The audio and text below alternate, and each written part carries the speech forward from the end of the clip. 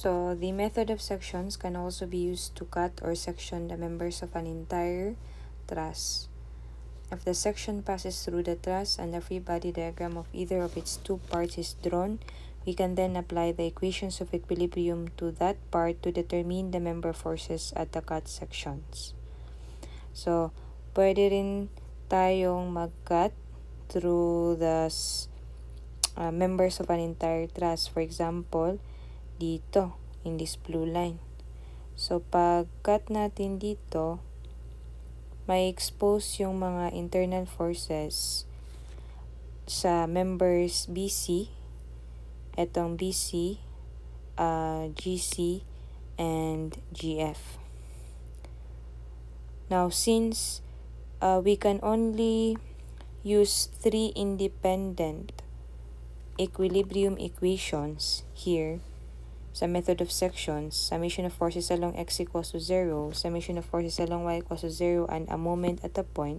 So, pwede na to, itong moment equation, because hindi na to method of joint kung saan concurrent yung mga forces natin. So, if there are 3 equations that we can use, independent equilibrium equations, so kailangan natin ito to solve 3 unknowns. So, dapat pala sa pag-cut natin sa section, sa truss, it should not be more than 3 members. Kasi if it's more than 3 members, the 3 equilibrium equations will not be enough to solve that number of unknowns kung more than 3 na siya.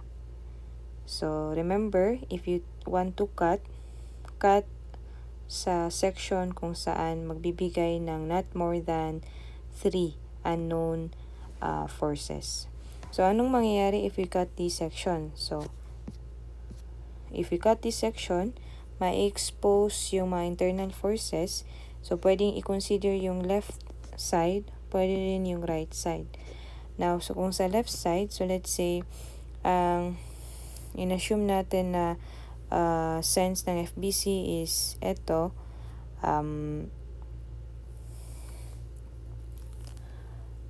FBC is tension, in tension, and also yung member FGC is in tension, and this is FGF in compression.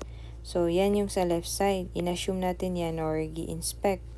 Now, pagdating sa right side, if ito yung right side natin, magiging opposite na yung direction ng mga forces natin. So, dito, to the right siya. So, pagdating sa right section, to the left na siya. So that, kung i-add natin yan, magka-cancel out. So, it's equals to 0, as if wala. No? Then, kung ito rin is pataas, pagdating dito, pababa, and ito pa left, ito rin to the right. That's based on Newton's third law.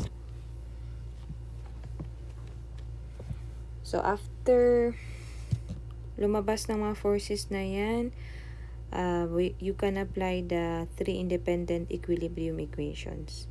And also notice na yung diagram natin, kahit naputo siya in this section, we can still extend the line of action sa point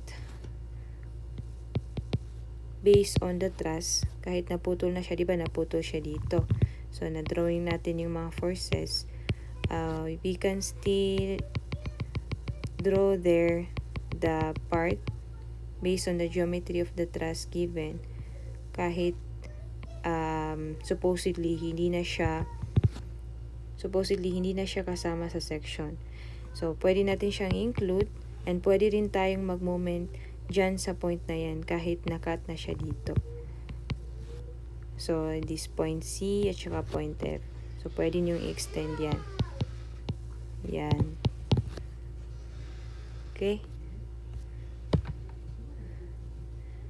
So, the 3 unknown member forces FBC, FGC, and FGF can be obtained by applying the 3 equilibrium equations to the FBD If, however, the free body diagram is considered, ito, the three support reactions, dx, dy, and ex, will have to be known. Okay, so yun lang yung sad part dito sa right side ng truss. Sa pagkat natin, kung ito yung i-consider mo, maraming mga kuan dito, support reactions dito for the pin and then roller.